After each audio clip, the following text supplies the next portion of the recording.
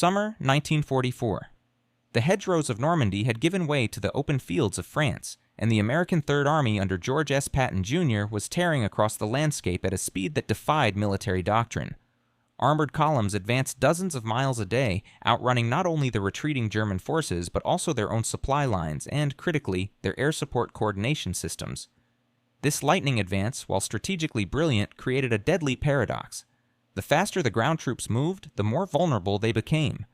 Close air support, the devastating hammer blow delivered by P-47 Thunderbolts and P-51 Mustangs armed with bombs, rockets, and machine guns, was essential for breaking German strongpoints and shattering panzer counterattacks. Yet the very speed that defined the breakout rendered the existing communication systems dangerously obsolete. The critical link between the eyes on the ground and the thunder in the sky was breaking down at the worst possible moment. The German system for coordinating air power was a reflection of the Wehrmacht's meticulous, hierarchical structure. It relied on specialized Fliegerleittruppen, forward air controllers, typically experienced Luftwaffe officers, embedded with advancing ground units. These controllers carried sophisticated, high-powered FUG series radio sets, often vehicle-mounted due to their bulk and power requirements. Communication involved complex procedures, establishing secure frequencies, transmitting encrypted coordinates using laborious codebooks, and obtaining multi-layered authorization from rear echelon command posts before an airstrike could be approved. This system, designed for a more static, deliberate form of warfare, prized precision and security above all else. But in the fluid chaos of the French countryside, where the front line shifted hourly, this meticulousness became a fatal liability. Setting up the heavy radio gear took precious time. Encrypting and decrypting messages could add critical minutes to a request. If the specialized controller was killed, wounded, or his vehicle knocked out, frequent occurrences in mobile warfare, the entire ground unit lost its connection to the Luftwaffe's striking power. German infantry, facing an unexpected American armored thrust, could find themselves desperately calling for air support that would arrive too late, if at all, bogged down in a mire of procedure and protocol. Initially, the American system wasn't fundamentally different and suffered from its own crippling inefficiencies. Planners had adapted British methods, relying on radio communication between ground units and circling cab rank fighter bombers. But the reality of the breakout overwhelmed this system. Radio frequencies became hopelessly congested, with hundreds of units simultaneously trying to request support or report positions. The sheer difficulty of accurately describing a target in the visually monotonous landscape of northern France, often just the third hedgerow past the burning barn, led to constant confusion. Pilots scanning the ground from thousands of feet while traveling at over 300 miles per hour struggled to distinguish friendly troops from enemy positions based on frantic, often inaccurate, verbal descriptions. The result was a horrifying series of friendly fire incidents, where American bombs rained down on American soldiers, shattering morale and breeding a dangerous distrust between ground and air forces. Reports from the front detailed tragic instances where entire platoons were wiped out not by German shells but by misdirected American airstrikes, called in with the best intentions but fatally misplaced due to the limitations of radio communication. The speed of Patton's advance compounded the problem exponentially. Map coordinates transmitted by a forward unit were often hopelessly outdated by the time a fighter bomber arrived on station 30 minutes later. Pilots frequently reported arriving over designated target areas only to find empty roads or fields, the German panzers having already retreated or shifted position. The sophisticated SCR radio sets, miracles of electronic engineering, were failing not because they didn't work, but because they couldn't keep up with the velocity of the battlefield. The American Army needed something faster, something more intuitive, something that bypassed the delays and ambiguities of voice communication. They needed a way for a frontline infantryman pinned down by machine gun fire to instantly tell a circling Thunderbolt pilot exactly where the enemy was, without codes, without coordinates, without specialized equipment. The answer wasn't a new radio or a complex targeting computer. It was a ridiculously simple, almost primitive device that had been sitting in ammunition crates for years, largely ignored for its tactical potential. The $1 M18 colored smoke grenade. Initially designed for simple signaling or creating concealment screens, this cheap, mass-produced canister of chemical smoke was about to become the unexpected key to unlocking the devastating potential of American close air support, bypassing Germany's elaborate radio networks and turning the tide in countless small, brutal engagements across France. The M18 colored smoke grenade was not a weapon. It was a basic piece of signaling equipment designed for mundane tasks like marking landing zones or indicating wind direction. Each canister cost the U.S. Army approximately $1 to manufacture, a trivial expense compared to the complex radio sets costing hundreds. It contained a simple chemical mixture designed to produce a dense plume of brightly colored smoke, typically red, green, yellow, or violet, visible for several minutes from thousands of feet in the air. Its operation was brutally simple: pull the pin, throw the grenade. No batteries, no frequencies, no encryption, no specialized training required. Any infantryman who could throw a rock could use it. The genius of its application to close air support lay in its absolute visual clarity. While radio communication was choked with static, competing voices, and ambiguous descriptions, a column of brightly colored smoke was unmistakable. A pilot circling overhead, searching for a target described vaguely as near the crossroads, could instantly pinpoint the exact location marked by a plume of violet smoke rising from a specific hedgerow. The smoke didn't just indicate a general area, it pointed directly to the point of interest. The initial adoption of smoke for targeting was often informal, born of desperation in the field. Infantry units cut off from radio contact or frustrated by delays began using their standard-issue smoke grenades to signal their own positions to friendly aircraft, often using prearranged color codes to avoid friendly fire, or, more daringly, to mark suspected enemy locations. A rifleman pinned down by a German machine gun nest could simply toss a red smoke grenade near the enemy position. The P-47 pilot overhead, seeing the sudden bloom of color, knew exactly where to direct his devastating strafing run.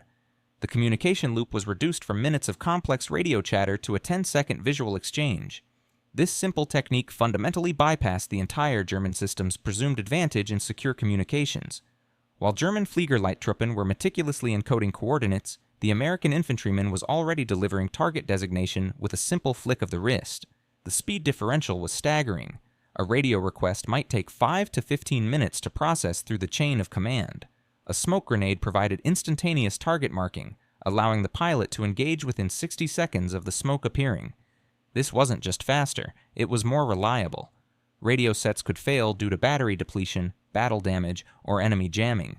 Smoke grenades, being simple pyrotechnic devices, were incredibly robust.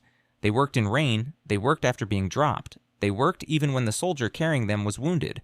The system's reliability was rooted in its absolute mechanical simplicity. Furthermore, the smoke grenade democratized the process of calling in air support. It was no longer the exclusive domain of specialized forward air controllers. Any frontline soldier, from a platoon leader down to a private, could potentially designate a high-priority target if they carried the right color smoke and knew the basic procedures agreed upon with the air units. This distributed capability meant that American air power could be brought to bear far more frequently and with far greater precision, responding directly to the immediate tactical needs of the men on the ground. The $1 smoke grenade, dismissed by sophisticated engineers as a primitive signaling tool, was rapidly becoming the most efficient and deadliest targeting device on the modern battlefield. Its simplicity was not a weakness, it was its ultimate war-winning strength. The scattered, improvised use of smoke grenades for targeting quickly caught the attention of forward-thinking commanders within the U.S. Army Air Forces and the tactical air commands supporting the ground troops. Recognizing the dramatic potential of this simple technique, figures like General Elwood Pete Casada, commander of the 9th Tactical Air Command, began pushing for its formal adoption and standardization. This was a direct challenge to the established doctrine, which still prioritized complex radio procedures and centralized control, but the undeniable success stories filtering back from the front lines, tales of German tanks destroyed within minutes of being spotted, thanks to a well-placed smoke marker, could not be ignored. The result was the rapid development and dissemination of simple, standardized procedures for using colored smoke. Specific colors were assigned meanings.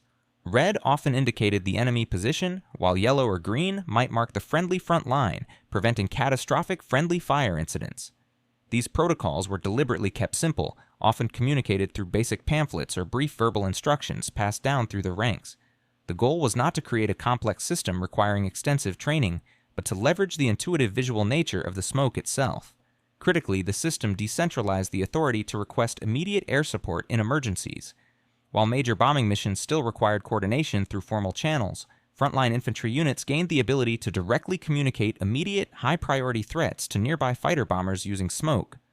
A platoon pinned down by an unseen machine gun nest no longer had to wait for a radio operator to relay coordinates. The platoon leader could simply designate the target visually and rely on the ever-present cab rank of P-47s circling overhead to react. This direct line of communication between the lowest tactical unit and the overwhelming firepower of the Air Force was a revolutionary concept that the rigid German command structure could simply not replicate. The German system remained dependent on the specialized Fliegerleittruppen and the slow, hierarchical approval process. The American system, empowered by the simple smoke grenade, created a fluid, responsive network where air power could be applied with surgical precision almost instantly upon request. The contrast in operational philosophy was stark. The Germans viewed close air support as a pre-planned, orchestrated event, requiring detailed maps, secure communication, and centralized authorization. The Americans, driven by the speed of their advance and enabled by the smoke grenade, treated close air support as an on-demand, immediate reaction force. This difference fundamentally altered the tempo of ground combat. German units, accustomed to having several minutes of warning or preparation time before an air attack, found themselves facing P-47s, diving on their positions mere seconds after their location was visually marked. The cost-effectiveness was also a major factor. Equipping every frontline infantry squad with a handful of $1 smoke grenades was infinitely cheaper and logistically simpler than equipping every unit with complex radio sets and trained operators. The smoke grenade system leveraged America's greatest strength: industrial scale applied with battlefield pragmatism. The simple chemical compound inside the M18 canister became the interface that connected the vast destructive potential of American air power directly to the immediate needs of the soldier on the ground, bypassing layers of bureaucracy and technology that choked the German war machine. The doctrine of instant firepower, enabled by the cheapest tool in the arsenal, was beginning to systematically dismantle the Wehrmacht's ability to react. The true power of the smoke grenade system manifested during the critical breakthrough operations of late July and August 1944, particularly Operation Cobra. As American armor smashed through the weakened German lines near St. Lo, the advance accelerated into a chaotic, high-speed pursuit. German units, attempting to form hasty defensive positions or launch localized counterattacks with isolated panzer groups, found themselves overwhelmed not just by the speed of the American ground forces, but by the seemingly instantaneous arrival of devastating air support. Imagine a typical scenario. A small group of German panzerführers and infantry takes cover in a cluster of farm buildings, attempting to ambush an advancing American Sherman column. Under the old system, the lead American tank commander would radio back coordinates, wait for verification, and hope that air support arrived before the panzers could pick off his tanks. The entire process could take 30 minutes or more. Under the smoke grenade system, the response was radically different. The lead Sherman commander, spotting the German position, would relay a simple voice command over the tank intercom or a short radio burst to nearby infantry. Mark target, farm complex, grid square X, red smoke. Within seconds, a grunt hiding in a ditch 50 yards away would pull the pin on an M18 and toss it towards the German-held buildings. High above, a flight of P-47 Thunderbolts loitering on station would see the immediate bloom of crimson against the green and brown landscape. The flight leader wouldn't need complex coordinates or encrypted messages. His command over the radio would be brutally simple. Lead, target identified, red smoke at your 3 o'clock, rolling in. Within 60 to 90 seconds of the initial sighting, the Thunderbolts would be screaming down, unleashing rockets, bombs, and 50 caliber machine gun fire directly onto the position marked by the smoke. The German counterattack would be shattered before it even began. The German forces had no effective counter to this tactic. While they possessed sophisticated electronic warfare capabilities for jamming Allied radio communications, they had no way to jam a column of colored smoke. Attempts to use their own smoke grenades to confuse American pilots often failed. The rapidly disseminated color codes and the ability of pilots to visually confirm targets based on troop movements usually allowed them to distinguish legitimate markers from deception attempts. Furthermore, the sheer speed of the American response often meant that by the time German troops realized their position had been marked, the bombs were already falling. This constant, immediate threat from the air had a devastating psychological impact on German morale. Panzer crews, once confident in their ability to dominate the battlefield with superior armor, began to fear any patch of woods or cluster of buildings that could conceal American infantry armed with smoke grenades. Every infantryman potentially held the power to call down instant destruction. Captured German soldiers frequently spoke of the terror inspired by the sudden appearance of colored smoke, knowing it was the immediate precursor to an inescapable air attack. The simple $1 grenade had effectively painted a bullseye on every German defensive position, turning the entire battlefield into a visually coordinated kill zone that their complex radio systems could neither replicate nor defend against. The German High Command, steeped in a tradition of meticulous planning and technological sophistication, fundamentally failed to grasp the asymmetric advantage the simple smoke grenade provided. Their intelligence officers monitoring Allied radio traffic were often perplexed. They intercepted fewer encrypted targeting requests than expected, given the volume of air support the Americans were employing. They assumed this indicated flaws in American radio discipline or perhaps a reliance on pre-planned strikes, missing the reality that the most effective targeting was happening visually, entirely off the electronic grid. The German system, while secure, was incredibly brittle. The reliance on specialized Luftwaffe controllers meant that communication bottlenecks were inherent.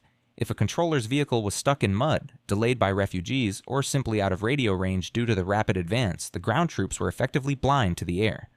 The complexity of the Fuji radios made field repairs difficult, requiring trained technicians often located miles behind the front. A simple broken vacuum tube or damaged antenna could silence a critical communication link for hours. Furthermore, the German encryption process, while secure against Allied eavesdropping, was its own worst enemy in terms of speed. The time required to manually encode coordinates using daily cipher keys, transmit them, and have them decoded at the air support command post could take upwards of 20 minutes, even under ideal conditions.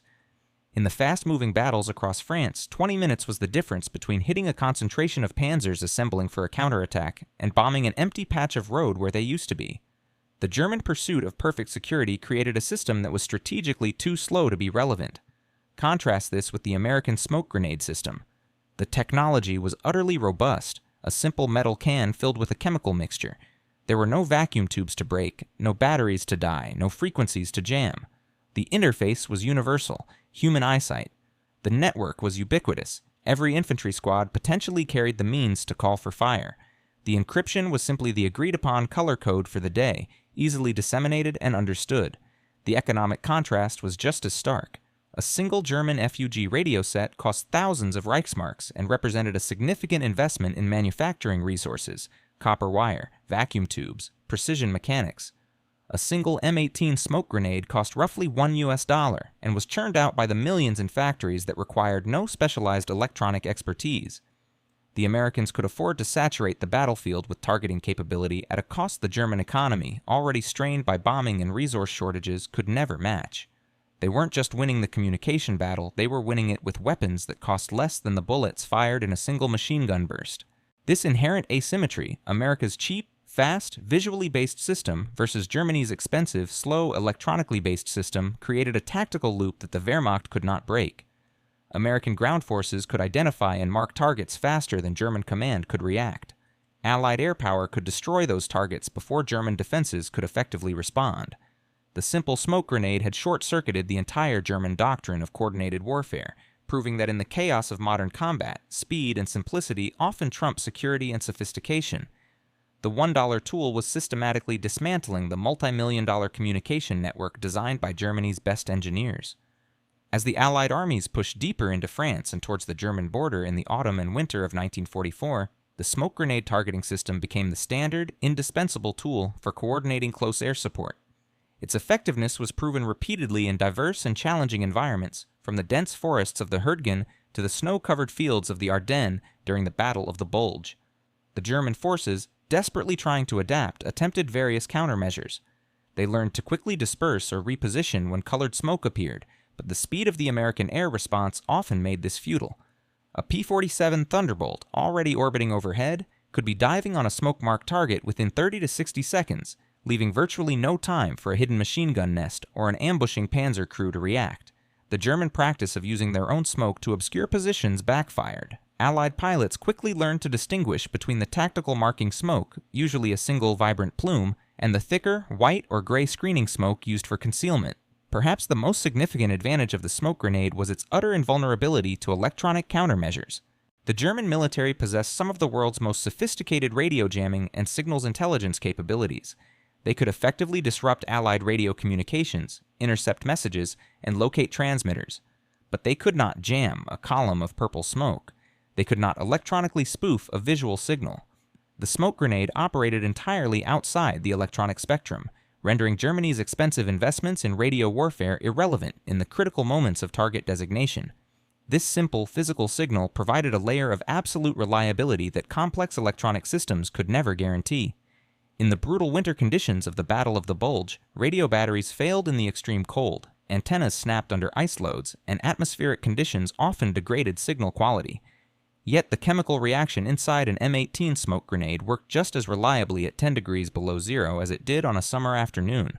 For the beleaguered American infantry units fighting desperately to hold the line against the German offensive, The sight of friendly colored smoke rising nearby, followed moments later by the scream of diving thunderbolts, was often the only thing that stood between survival and annihilation. The system's flexibility allowed for incredible tactical improvisation. Ground units learned to use combinations of colors to convey more complex information, for example, green smoke marking the friendly line, followed by red smoke marking the enemy position just beyond it. Pilots became adept at interpreting these visual cues, performing incredibly precise strikes within yards of friendly troops, a feat almost impossible to achieve reliably using map coordinates relayed over a crackling radio. This visual language of smoke created a level of intimate coordination between ground and air forces that was unprecedented. The German command structure, still reliant on its rigid radiocentric procedures, simply could not match this speed or flexibility. Their requests for air support remained slow and cumbersome, often arriving hours after the tactical situation had completely changed. American forces, by contrast, were leveraging a continuous real-time targeting system powered by a $1 consumable. The smoke grenade wasn't just a signal, it was the physical embodiment of a faster, more adaptable, and ultimately more lethal approach to modern warfare. It proved that the most effective communication is often the simplest and most direct. The ultimate legacy of the M18 smoke grenade in World War II is not just a footnote in ordnance history. It is a profound lesson in the often underestimated power of simplicity and visual communication in the age of complex technology. The German military machine, built on a foundation of sophisticated engineering, advanced radio networks, and meticulous encryption, was consistently outmaneuvered at the critical moment of tactical engagement by a $1 chemical reaction inside a cheap metal can. The German High Command, blinded by their faith in electronic superiority, never fully grasped the strategic impact of this seemingly primitive tool. They focused their efforts on improving radio security, developing better encryption, and deploying more specialized electronic warfare units. They failed to recognize that the Americans had effectively bypassed the entire electronic battlefield by creating a faster, more reliable, and utterly unjammable visual communication network. The smoke grenade wasn't just a backup. It became the primary system for immediate, life-or-death close air support requests precisely because it worked when sophisticated systems failed. The post-war analysis confirmed the devastating effectiveness of this simple approach. Studies conducted by the U.S. Army revealed that airstrikes called in using visual smoke markers had a significantly higher success rate and a dramatically lower incidence of friendly fire compared to those coordinated purely by radio and map coordinates. The reason was simple. The smoke provided an unambiguous, real-time visual reference point that eliminated the layers of potential error inherent in verbal descriptions, coordinate plotting, and signal delays. The pilot saw the smoke, saw the target relative to the smoke, and attacked. This lesson fundamentally reshaped American close air support doctrine for decades. While radio communication remained essential for broader coordination, the value of simple, reliable visual marking became deeply ingrained in training and procedures. The concept of the forward air controller evolved, but the principle of direct, visual communication between ground troops and attacking aircraft remained paramount. The story of the $1 smoke grenade is the perfect encapsulation of the broader conflict between two industrial philosophies. Germany invested heavily in creating complex, high-performance systems that demanded specialized training in perfect conditions. America invested in creating simple, good-enough systems that were reliable, cheap to mass produce, and could be used effectively by the average soldier under the worst possible conditions. In the brutal, chaotic reality of the modern battlefield, the American philosophy proved decisively superior. The smoke grenade proved that the most effective communication isn't always the most secure or the most technologically advanced. Sometimes it's simply the fastest and most universally understood. It demonstrated that true strategic advantage often lies not in complex machinery, but in simple, elegant solutions that leverage fundamental human capabilities, like the ability to see color. The final verdict is clear. The fastest way to bring down fire from the sky wasn't through encrypted radio waves, but through a simple, visible splash of color that cost less than a single rifle cartridge.